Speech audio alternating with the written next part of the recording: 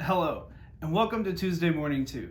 This past Sunday, we continued our study in the book of Galatians, and we saw where Paul gives a little bit of his testimony.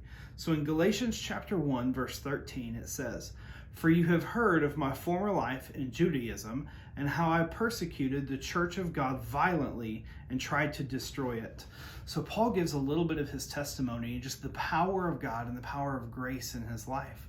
And so I want to give you one way to share your testimony, and that is to be able to condense your testimony into about 15 seconds. It's actually very simple to do. It starts with a phrase that sounds a lot like this. It says, "There was a time in my life when I," and then you share two words that describe your life before Christ. For me, that would be defiant and deceitful. There's other words I could use, but these are the ones that I typically use. Then there's a short phrase about how you came to know Christ. Mine says, then I was taught about Jesus and his love for me and his sacrifice for every bad thing I had ever done, and I gave my life to him.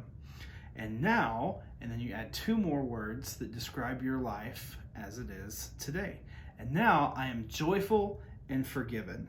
And I always like to finish my story with a question. It is, do you have a story like that? And it's such an amazing opportunity, not only to be able to share your testimony in such a short time, but to be able to ask someone else if they have a story like that. That opens up the conversation and allows you an opportunity to maybe pray for that person, to get to know that person a little bit more, or depending on their response, there are so many other ways that you could continue to share the gospel.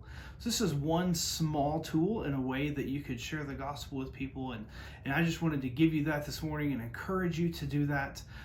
As Paul was sharing the power of the grace of God in his life, there's still that power today. We still serve that same God, and he still gives that same grace to us. So my encouragement to you today is to go ahead and to share that, to work on your testimony, and be able to share that with somebody this week. Have an awesome week.